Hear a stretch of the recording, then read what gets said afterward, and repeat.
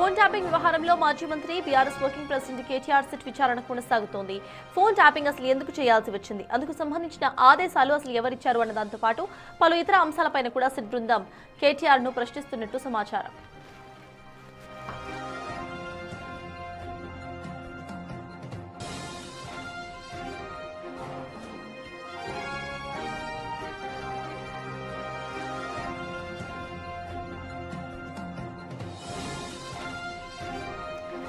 ఇదే అంశంపై పూర్తి డీటెయిల్స్ మా ప్రతినిధి సురేష్ అందిస్తారు. సురేష్, చెప్పండి, ఇటు విచారణకు హాజరయ్యారు కనుక ఇటు కేటీఆర్ విచారణ ఎంతసేపటి వరకు జరిగే అవకాశం ఉందనుకోవాలి? అండ్ నిన్నటి హరీష్ రావు విచారణతో లింక్ లో ఈ ఇవాల్టి విచారణ ఉండే అవకాశం ఉందనుకోవచ్చా సురేష్?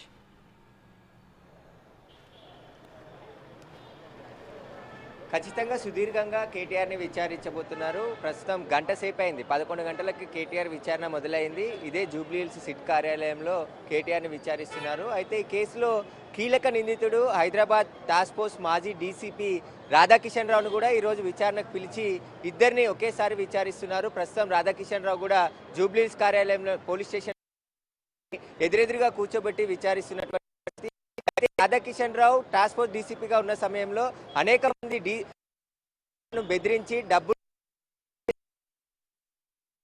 మంది వ్యాపారస్తుల కార్లను వెంబడించి డబ్బులు సీజ్ చేశారు. కాబట్టి అది ఎవరి ఆదేశాల మేరకు సీజ్ చేశాడు, ఎలా సమాచారం వచ్చింది, దానికి సంబంధించిన పూర్తి వివరాలన్నిటిని కూడా ఆరా తీస్తున్నటువంటి పరిస్థితి కనబడుతుంది. ప్రస్తుతం రాధాకిషన్ రావుతో పాటు కేటీఆర్ ను కూడా ఇద్దరిని విచారిస్తున్నారు. ఆ లోపల ఇద్దరు కూడా ఒకే రూమ్ లో కూర్చోబెట్టి విచారిస్తున్నటువంటి పరిస్థితి ఉంది. ఖచ్చితంగా ఫోన్ ట్యాపింగ్ కి సంబంధించి బిగ్ బాస్ అని పేరు చెప్పారు గతంలో. ఆ బిగ్ బాస్ ఎవరి నుంచి ఆదేశాలు వచ్చాయి, ఎలా ఆదేశాలు వచ్చాయనే దానికి సంబంధించి ప్రస్తుతం విచారణ కొనసాగుతుంది. కేటీఆర్ ని ఈరోజు సాయంత్రం వరకు కూడా విచారించే అవకాశం ఉంటుంది. ముఖ్యంగా బై ఎలక్షన్ల సమయంలో టాస్క్ ఫోర్స్ కూడా విచారించే అవకాశం ఉంటుంది. ముఖ్యంగా బై ఎలక్షన్ల సమయంలో టాస్క్ ఫోర్స్ వెహికళ్లలో కూడా డబ్బులు తరలించారని చెప్పేసి ఆరోపణలు ఉన్నాయి. సిట్టు దర్యాప్తులో కూడా గుర్తించింది. ముఖ్యంగా మునుగోడు బై ఎలక్షన్ సమయంలో అధికార దుర్వినియోగం చేసి ఇష్టానుసారంగా వ్యవహరించారు. అందులో టాస్క్ ఫోర్స్ పోలీసులు చాలా కీలకంగా వ్యవహరించినట్టు కూడా సిట్టు గుర్తించింది. కాబట్టి ప్రస్తుతం రాధాకిషన్ రావుతో కలిపి విచారించడంతో చాలా కీలక పరిణామం అని చెప్పుకోవచ్చు. ఎందుకంటే ఈ కేసులో మొదటి నుంచి రాజకీయ నాయకుల ప్రమేయం బయటపడదు అని చెప్పేసి కూడా తప్పించుకునే ప్రయత్నం చేశారు. కానీ కొన్ని కీలక ఆధారాలు సిట్ అధికారులు సేకరించినట్టు తెలుస్తుంది. ఆ ఆధారాలని ముందు ఉంచి విచారిస్తున్నారు. అందులో భాగంగానే మొన్న హరీష్ రావుని కూడా దాదాపు 6:30 వరకు కూడా సాయంత్రం విచారించడం జరిగింది. హరీష్ రావు ఫోను 2018 నుంచి 1 సంవత్సరం కాలం పాటు ఆయన ఫోన్ ట్యాప్ అయినట్టు ఆయనకు ముందు ఆధారాలు ఉంచారు. ఆ ఆధారాలన్నీ కూడా చూపించి ఫోన్ నెంబర్లతో పాటు మీ అనుచరులు మీ ఎవరెవరికి సంబంధాలు ఉన్నాయో వారికి సంబంధించిన ఫోన్లను కూడా ట్యాప్ చేశారని చెప్పేసి కూడా హరీష్ రావు ముందుంచి ప్రశ్నించడం జరిగింది. కానీ హరీష్ రావు ఇవన్నీ నమ్మను, నేను ఇవన్నీ నకిలీ ఆధారాలు అయి ఉంటాయని చెప్పేసి కూడా ఆయన సమాధానం దాటవేసే ప్రయత్నం చేశాడు. కానీ ఇవన్నీ నిజంగా జరిగినాయి అని చెప్పేసి సిట్టు దర్యాప్తులో తేలింది. కాబట్టి ఇప్పుడు దర్యాప్తులో రాజకీయ ప్రముఖుల పాత్ర ఎంతవరకు ఉంది కేసులో అనే దానికి సంబంధించి సిట్టు దృష్టి సారించింది. ప్రత్యేక సిట్ ఏర్పాటు చేసిన తర్వాత ఫోన్ ట్యాపింగ్ కేసులో దర్యాప్తు వేగవంతం చేశారు. ఇప్పటికే ఐపీఎస్ అధికారులను కూడా ఈ సిట్లో ఏర్పాటు చేశారు. కాబట్టి వారందరూ 9 మంది అధికారులతో పెద్ద సిట్ని ఏర్పాటు చేసి కేసుని త్వరగా ముగించాలనే ఉద్దేశంతోనే కేసు ఇన్వెస్టిగేషన్ జరుగుతున్నట్టు తెలుస్తుంది. మార్చిలో అడిషనల్ ఛార్జ్షీట్ దాఖలు చేయబోతున్నారు. కాబట్టి కోర్టులో ఈ విచారణకు సంబంధించిన పూర్తి వివరాలన్నిటిని కూడా అడిషనల్ ఛార్జ్షీట్లో కోర్టుకు సబ్మిట్ చేసే అవకాశం ఉంటుంది. అయితే ప్రస్తుతం జూబ్లీహిల్స్ పోలీస్ స్టేషన్ దగ్గర ఎవరిని కూడా ఉండనివ్వట్లేదు. ఖచ్చితంగా అందరూ కూడా అంటే బీఆర్ఎస్ శ్రేణులు కావచ్చు, కేటీఆర్ అభిమానులు ఇక్కడ పెద్ద సంఖ్యలో వచ్చే ప్రయత్నం చేస్తున్నా కూడా వారందరినీ కూడా ఇక్కడ నుంచి పంపించి వేస్తున్నారు. పోలీసులు భారీ బందోబస్తు ఇక్కడ ఏర్పాటు చేయడం జరిగింది. దాదాపు 1000 మంది పోలీసులతో పాటు ప్రత్యేక టాస్క్ ఫోర్స్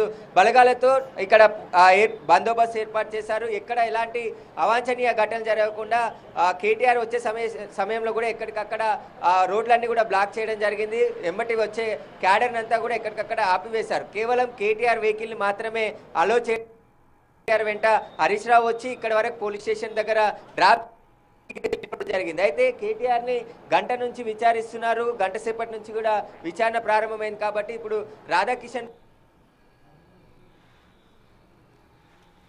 చేయడం జరిగింది. 12 కోట్ల ఎలక్ట్రో బాండ్లని బీఆర్ఎస్ పార్టీకి బెదిరించినట్టు రాయించుకున్నారని చెప్పేసి కూడా ఆయన ఫిర్యాదు చేశారు. అంతేకాకుండా ఒక ప్రైవేట్ పంచాయతీలో 3 కోట్ల రూపాయలు వారికి ఇప్పించారు నాతోనే అని చెప్పేసి కూడా ఆయన ఫిర్యాదులో పేర్కొనడం జరిగింది. నా ఫోన్ ట్యాపింగ్ చేసి నన్ను బెదిరింపులకు గురి చేశారని చెప్పేసి కూడా ఫిర్యాదు చేశారు. కాబట్టి అలాంటి వ్యాపారవేత్తలు ఎంతమందిని బెదిరించారు, రాధాకిషన్ రావు ఆపరేషన్లు అన్ని కూడా చేసేవారు. కాబట్టి వ్యాపారవేత్తలు ఎంతమందిని బెదిరించాడు, రాధాకిషన్ రావు ఆపరేషన్లు అన్నీ కూడా చేసేవాడు కాబట్టి రాధాకిషన్ రావుకి సంబంధించిన పూర్తి వివరాలన్నిటిని కూడా సేకరించారు. వాటికి సంబంధించి ఇప్పుడు ఆధారాలన్నిటిని ముందుంచి విచారిస్తే వాటికి చెప్తాడు. ఒకవేళ కేటీఆర్ ఆదేశాలు ఏమైనా రాధాకిషన్ రావు ఇచ్చారా, లేకుంటే ఎవరు ఆదేశాలు రాధాకిషన్ రావుకి నేరుగా ఇచ్చారని చెప్పేసి కూడా invest Radhakishan Rao Hyderabad task force సమయంలో చాలా ఆపరేషన్లు చేశారు. డబ్బులు పట్టుకోవడం, ఇటు దుబ్బాక జరిగేటప్పుడు రఘునందన్ రావుకు సంబంధించిన సన్నిహితులకు సంబంధించి డబ్బులు కూడా పట్టుకున్నారు కాబట్టి అవి ఏ విధంగా పట్టుకోగలిగారు, ఏ విధంగా ఆ వెహికల్ని గుర్తించారు, వాటికి సంబంధించిన వివరాలన్నిటిని కూడా ఆరా తీస్తున్నటువంటి పరిస్థితి. అయితే రాధాకిషన్ రావు కూడా కొద్దిసేపటి క్రితం అంటే దాదాపు 11 గంటల 30 నిమిషాలకు ఆయన పోలీస్ స్టేషన్ రావడం జరిగింది. లోపలికి వెళ్ళిన తర్వాత ఇద్దరిని కూడా కలిపి విచారు. ఇంకా విచారణ కొనసాగే అవకాశం ఉంది. సుదీర్ఘంగా కేటీఆర్ని విచారిస్తే ఈ కేసుకి సంబంధించిన పూర్తి కొన్ని ఆధారాలను కూడా సేకరించి ఎవరిని విచారణకు పిలిచినా వారికి సంబంధించిన ఆధారాలన్నిటి కూడా ముందే సేకరించి వారి ముందు ఉంచి పరిణామాలు ఫోన్ ట్యాపింగ్స్ లో ఉన్నటువంటి ప్రమేయం ఏమైనా ఉందా అనే దానికి తేల్చే పనిలోనే తిట్టున్నట్టు తెలిసింది. కొన్ని ఆదేశాలు నేరుగా వచ్చాయి, కొన్ని ఆదేశాలు ప్రభాకర్ రావు వచ్చాయని చెప్పేసి కొన్ని ఆదేశాలు అనే ఒక పేరును కూడా చెప్పాడు కాబట్టి ఆ బిగ్ బాస్ ఎవరు విధంగా చేరింది, వారికి ఇన్ఫర్మేషన్ ఎవరు ఇచ్చేవారు అంటే ప్రణీత్ రావు ప్రభాకర్ రావు టీమ్ లో పనిచేశారు కాబట్టి ఎస్ఐబిలో స్పెషల్ ఆపరేషన్ టీం నుండి ప్రభాకర్ రావు రాధాకిషన్ రావుకు ఎలాంటి ఆదేశాలు వచ్చేవి, ఎవరు ఆదేశించేవారు అనే దానికి సంబంధించి కూడా విచారణ చేశారు. వాటన్నిటిని కలిసి ఇప్పుడు కేటీఆర్ ను కూడా విచారించబోతున్నారు. ఖచ్చితంగా ఈ కేసులో చాలా కీలకమైనటువంటి కూడా విచారించబోతున్నారు. ఖచ్చితంగా ఈ కేసులో చాలా కీలకమైనటువంటి విషయాలు కేటీఆర్ నుంచి రాబట్టే అవకాశం ఉంటుంది. ఎందుకంటే ఆయన బీఆర్ఎస్ వర్కింగ్ ప్రెసిడెంట్ గా ఉన్నాడు, మాజీ మంత్రిగా ఉన్నాడు కాబట్టి గత ప్రభుత్వంలో చాలా కీ రోల్ పోషించాడు కేటీఆర్ కాబట్టి ఆయన నుంచి ఏమైనా ఆదేశాలు వెళ్ళాయా, ఆ ఆధారాలు ఏమైనా సేకరించి సిట్ ఆయనను విచారిస్తుందా అనేది కూడా తెలిసే అవకాశం కనబడుతుంది. ఖచ్చితంగా అయితే కేటీఆర్ని సుదీర్ఘంగా సాయంత్రం వరకు కూడా విచారించే అవకాశం ఉంది.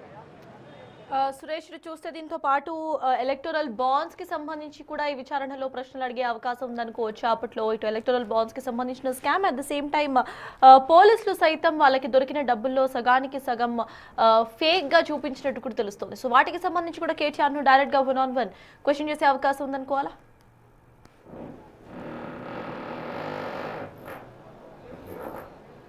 ఖచ్చితంగా, ఎందుకంటే ఇప్పుడున్నటువంటి ఇన్పుట్స్ ఆధారంగా బీఆర్ఎస్కి ప్రభుత్వం ఏర్పడిన తర్వాత కోట్లాది రూపాయలు ఎలక్ట్రో బాండ్ల రూపంలో కావచ్చు, పార్టీ ఫండ్ రూపంలో చాలా డబ్బులు వచ్చాయి. అవన్నీ కూడా స్వచ్ఛందంగా ఇచ్చారా, లేదంటే ఫోన్ ట్యాపింగ్ ద్వారా బెదిరిస్తే ఆ డబ్బులు వ్యాపారవేత్తలు పార్టీ ఫండ్గా ఇచ్చారనే దానికి సంబంధించి కూడా కేటీఆర్ని ప్రశ్నించే అవకాశం కనబడుతుంది. ఎందుకంటే 10 ఏళ్ల కాలంలో ఉద్యమ సమయంలో ఉన్నటువంటి పార్టీకి 10 ఏళ్ల కాలంలో ప్రభుత్వం ఏర్పడిన తర్వాత వేల కోట్ల రూపాయలు ఏ విధంగా వచ్చాయి పార్టీ ఫండ్గా, ఎలక్ట్రో బాండ్లు ఎవరైతే ఇచ్చారో వారికి సంబంధించి కూడా వివరాలన్నిటిని కూడా ఇప్పుడు సేకరించారు. కాబట్టి వాటన్నిటికి సంబంధించి రాధాకిషన్ రావు బై ఎలక్షన్ల సమయంలో టాస్క్ ఫోర్స్ డీసీపీగా ఉన్నాడు కాబట్టి జనరల్ ఎలక్షన్ల సమయంలో కూడా ఆయన టాస్క్ ఫోర్స్ డీసీపీగా ఉన్నాడు. ఆ సమయంలో టాస్క్ ఫోర్స్ టీంలు స్పెషల్ ఆపరేషన్ చేసి ఎక్కడికక్కడ వెహికల్ని ఆపి అక్కడ డబ్బులను సీజ్ చేయడం జరిగింది. కాబట్టి ఆ సమాచారం ఏ విధంగా వచ్చింది, టాస్క్ ఫోర్స్ డీసీపీకి వాళ్ళ సిబ్బంది చెప్పారా, లేదంటే ఫోన్ ట్యాపింగ్లో ఉన్నటువంటి ప్రణీత్ రావు కానీ భుజంగరావు కానీ సమాచారం ఇస్తే ఆ డబ్బులను సీజ్ చేశారనే దానికి సంబంధించి కూడా గతంలోనే విచారణ చేపట్టారు. వాటికి సంబంధించిన ఆధారాలు కూడా సేకరించారు. అంతేకాకుండా మునుగోడు బై ఎలక్షన్ సమయంలో కూడా పూర్తిగా అధికార దుర్వినియోగం చేసి టాస్క్ ఫోర్స్ వెహికల్లలోనే డబ్బులు తరలించారని చెప్పేసి కూడా సిట్ గుర్తించింది. కాబట్టి వాటికి తరలించడానికి ఎవరు ఆదేశాలు ఇచ్చారు, ఈ ఫోన్ ట్యాపింగ్ ద్వారానే ఎప్పటికప్పుడు ఎవరెక్కడ ఎంటున్నారు, ఎవరెవరితో మాట్లాడుతున్నారు, వ్యాపారవేత్తలు కాంగ్రెస్ పార్టీతో మాట్లాడితే వారికి ఎలాంటి సంబంధాలు ఉన్నాయి, ఎక్కడికి వెళ్ళి ఏమి ఇవ్వబోతున్నారు, వాటన్నిటికి సంబంధించిన సమాచారం ఎప్పటికప్పుడు రాధాకిషన్ రావుకి ఎస్ఐబి టీంలో ఉన్నటువంటి ప్రణీత్ రావు చేరవేసేవాడని చెప్పేసి కూడా గతంలో గుర్తించారు. కాబట్టి వీటన్నిటిపైన కూడా ఇప్పుడు సుదీర్ఘంగా రాజకీయ నాయకుల పాత్ర పైన బీఆర్ఎస్ పార్టీలో కీలకంగా వివరించినటువంటి హరీష్ రావుని ఇప్పుడు కేటీఆర్ని ఇద్దరిని కూడా విచారిస్తున్నారు. కాబట్టి మొన్న హరీష్ రావుని విచారించారు, మళ్ళీ విచారణకు రావాలని చెప్పేసి కూడా హైదరాబాద్ కమిషనర్ సజ్జనార్ చెప్పారు. కాబట్టి ఇప్పుడు కేటీఆర్ విచారణ తర్వాత హరీష్ రావుని మళ్ళీ విచారణకు పిలిచే అవకాశం ఉంటుంది. ఆ తర్వాత కవితను సాక్షిగా కూడా చూసుకునే అవకాశం ఉంది. ఇంకా హరీష్ రావు కూడా బీఆర్ఎస్ పార్టీలో చాలా కీలకమైనటువంటి వ్యక్తి, ఆయనతో పాటు సంతోష్ రావు కూడా బీఆర్ఎస్ పార్టీలో చాలా కీలకమైనటువంటి. కాబట్టి వీరందరూ కూడా ఆ ప్రభుత్వంలో ఉన్న సమయంలో వీరితో ఏమైనా టచ్ లో ఉన్నారా, వీరికి ఏమైనా ఆదేశాలు ఇచ్చారా, నేరుగా కాకుండా ఫోన్ ద్వారా కానీ ఓవరాల్ గానీ ఎలాంటి ఆధారాలను ముందు ఉంచి విచారించబోతున్నారు అనేది ఇప్పుడు ఉత్కంఠ నేర్కొంది. ఎందుకంటే ఉన్న హరీష్ రావుకు సంబంధించి ఫోన్ ట్యాప్ అయింది. ఆయన సంవత్సరం కాలం పాటు ఆయనతో పాటు ఆయన ముఖ్య అనుచరులు 6 మంది ఫోన్లు కూడా ట్యాప్ అయినట్టు కూడా సిట్టు ఆధారాలు హరీష్ రావు చూపించింది. కాబట్టి వాటన్నిటిని మీరు నమ్మను ఆయన చెప్పినప్పటికీ కూడా అవన్నీ నిజాలు, మీకు చేసినటువంటి సమాచారాన్ని మీ దగ్గర పెడుతున్నామని చెప్పేసి కూడా వారు ఎవరు ఏ టైంతో మీరు మాట్లాడారనే దానికి సంబంధించి కూడా ఆ డీటెయిల్స్ కూడా హరీష్ రావు ముందు నుంచి విచారించారు. కాబట్టి ఇప్పుడు కేటీఆర్ ని కూడా ఉదయం 11 గంటల నుంచి విచారిస్తున్నారు. దాదాపు గంట పైన అయింది కాబట్టి ఆయన విచారణ కొనసాగుతుంది. గంటల నుంచి విచారిస్తున్నారు. దాదాపు గంట పైన అయింది కాబట్టి ఆయన విచారణ కొనసాగుతుంది. ఇక మొన్న హరీష్ రావుని ఒక్కరు మాత్రమే ఖచ్చితంగా కీలక ఆధారాలే కేటీఆర్ ముందు ఉంచి విచారిస్తున్నట్టు తెలుస్తుంది. సాయంత్రం వరకు కూడా సుదీర్ఘంగా విచారణ కొనసాగే అవకాశం ఉంది. కేటీఆర్ విచారణ ఆలస్యం అయ్యే కొద్దీ ఇక్కడ ఆయన అభిమానులు కావచ్చు, బీఆర్ఎస్ శ్రేణులు కావచ్చు పెద్ద ఎత్తున జూబ్లీహిల్స్ పోలీస్ స్టేషన్ పరిసరాలకు వచ్చే అవకాశం ఉంటుంది. కాబట్టి ఎక్కడికక్కడ పోలీసులు భారీ భద్రతను ఏర్పాటు చేశారు. టాస్క్ ఫోర్స్ తో పాటు ర్యాపిడ్ యాక్షన్ ఫోర్స్ ని కూడా టాస్క్ ఫోర్స్ తో పాటు ర్యాపిడ్ యాక్షన్ ఫోర్స్ ని కూడా జూబ్లీహిల్స్ పోలీస్ స్టేషన్ పరిసర ప్రాంతాల్లో మోహరించడం జరిగింది. భారీ గేట్లను ఏర్పాటు చేశారు. ఎక్కడ ఎవరు కూడా లోపలికి రాకుండా, మీడియా కూడా ఇక్కడ ఐడి కార్డులు ఉంటే తప్ప ఎవరిని కూడా ఇక్కడ ఉండనించలేని పరిస్థితి. అంటే ఎందుకంటే కేటీఆర్ని విచారించే సందర్భంలో అభిమానులు కావచ్చు, బీఆర్ఎస్ కార్యకర్తలు కావచ్చు ఎవరైనా దూసుకొచ్చే అవకాశం ఉంటుంది. కాబట్టి ఎక్కడికక్కడ చేసి ఇటువైపు ఎవరు రాకుండా పోలీసులు అయితే ఏర్పాటు చేయడం జరిగింది. కేటీఆర్ విచారణ ముగిసే వరకు కూడా జూబ్లీహిల్స్ పోలీస్ స్టేషన్ పరిసర ప్రాంతాల్లో ఈ భద్రత కొనసాగుతుంది. ఖచ్చితంగా సాయంత్రం వరకు కూడా కేటీఆర్ని విచారించనున్నారు. సురేష్, ఇటు రాధాకిషన్ రావుతో డైరెక్ట్ గా కూడా 1-on-1 ఇంట్రాగేషన్ సైతం జరిగే అవకాశం ఉన్నట్టుగా కనిపిస్తుంది. కనుక ఇటు రాధాకిషన్ రావు బీఆర్ఎస్ సుప్రీం చెప్పడం కారణంగానే ఫోన్ ట్యాపింగ్ చేశామంటూ ఆయన ఒప్పుకున్న పరిస్థితి మనం చూసాం. అయితే ఈ బీఆర్ఎస్ సుప్రీం ఎవరు అనే దిశగా డైరెక్ట్ క్వశ్చన్ ఇటు కేటీఆర్ ని వేసే అవకాశం ఉందనుకోవచ్చా? ఆ టైంలో కేటీఆర్ ఇలా రియాక్ట్ అయ్యే అవకాశం ఉందనుకోవాలి?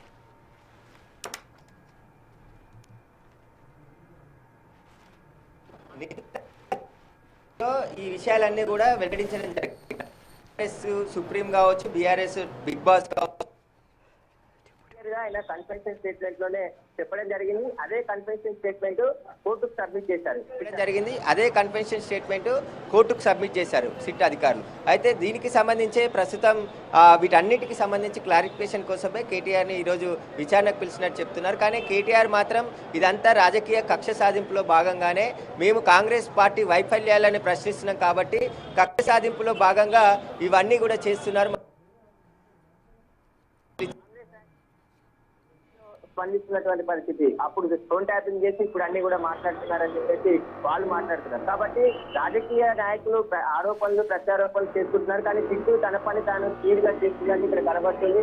జూబ్లీహిల్స్ పోలీస్ స్టేషన్ వద్ద పూర్తిగా బందోబస్తు కూడా మనం ఒకసారి చూడొచ్చు. పూర్తి ర్యాపిడ్ యాక్షన్ ఫోర్స్ తో పాటు ఇంకా ఇక్కడ భారీ గేట్లను ఏర్పాటు చేసి ఎవరిని కూడా ఇటువైపు రాకుండా పోలీసులు అయితే బందోబస్తు ఏర్పాటు చేశారు. అయితే ఇప్పుడు రాధాకిషన్ రావుని కలిసి విచారిస్తున్నారు కాబట్టి ఈ కేటీఆర్ ఎలాంటి విషయాలు చెప్తాడో, ఒకవేళ కేటీఆర్ కి సంబంధించిన ఆధారాలు ఏమైనా సేకరించి ఆయన ముందు నుంచి విచారిస్తే ఆయన వాటికి ఎలాంటి సమాధానం చెప్తాడో వాటన్నింటినీ కూడా సిట్ అధికారులు నమోదు చేసుకొని ఉన్నారు. అయితే ఇప్పటికే హరీష్ రావుని విచారించారు కాబట్టి కేటీఆర్ ని విచారించారు. తర్వాత ఎవరిని విచారించబోతున్నారు అనేది ఉత్కంఠ నెలకొంది. ఖచ్చితంగా నెక్స్ట్ ఈ కేసుతో ఉన్నటువంటి సంబంధాలు ఉన్నటువంటి వారందరినీ కూడా, ఎందుకంటే సాక్షులనే దాదాపు 600 మందికి పైగా బాధితులుగా, సాక్షిగా చాలా మంది స్టేట్మెంట్ రికార్డ్ చేశారు. కాబట్టి ఇప్పుడు ఈ కేసుతో ఉన్నటువంటి రాజకీయ నాయకుల ప్రమేయం ఏమైనా ఉందనే పని తేల్చే పనిలోనే సిట్టున్నట్టు తెలుస్తుంది. ఖచ్చితంగా ఈ ఎవరెవరికి ఎలాంటి లింకులు ఉన్నాయనే దానికి సంబంధించి పూర్తి ఆధారాలు కూడా బయటకు తీసే పనిలో సిట్టుంది.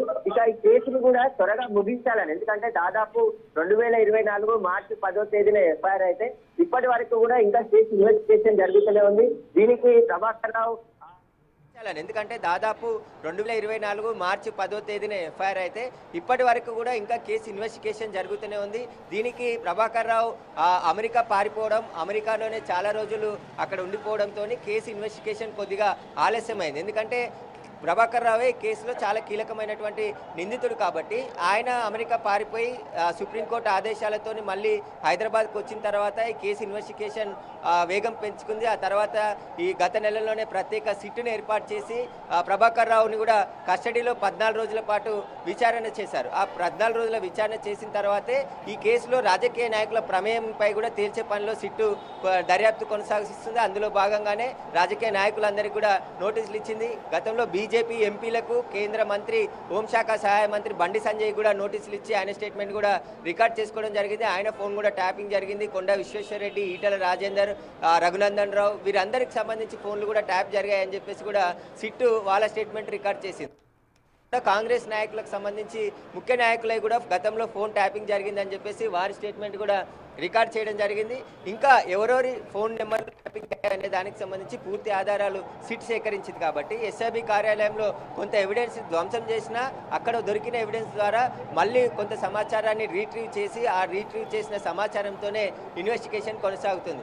అయితే ఈ కేసులో ఎస్ఐబిలో ఉన్నటువంటి పోలీస్ అధికారులను మాత్రమే ఇప్పటి వరకు అరెస్ట్ చేశారు. కానీ రాజకీయ నాయకుల ఇన్వాల్వ్మెంట్ నేరుగా ఎక్కడా కూడా లేకపోవడంతోనే ఆధారాలు కూడా సేకరించడానికి సమయం పట్టింది. ఆ సమయం కోసమే వెయిట్ చేశామని చెప్పేసి కూడా పోలీసులు చెప్తున్నటువంటి పరిస్థితి. కానీ బీఆర్ఎస్ నాయకులు ఇటు హరీష్ రావు, కేటీఆర్ కూడా ఉదయం మాట్లాడుతూ 2 సంవత్సరాల నుంచి ఒక సీరియల్ లాగా దీన్ని సాగదీస్తున్నారు తప్ప కేసు ముగింపే లేదు, అసలు వారికి ఇష్టం వచ్చినట్టు వ్యవహరిస్తున్నారని చెప్పేసి కూడా వారు మాట్లాడారు. కాబట్టి ఖచ్చితంగా ఈ ఫోన్ ట్యాపింగ్ కేసు అనేది ఒక కొలిక్కి తీసుకురావడానికి కోసమే సజ్జనర్ నేతృత్వంలో డీజీపీ ఒక ప్రత్యేక సిట్ని ఏర్పాటు చేసి ఆ సిట్లో ఐపీఎస్ అధికారులతో పాటు 9 మంది పోలీస్ అధికారులని ఏర్పాటు చేసి అందులో సురేష్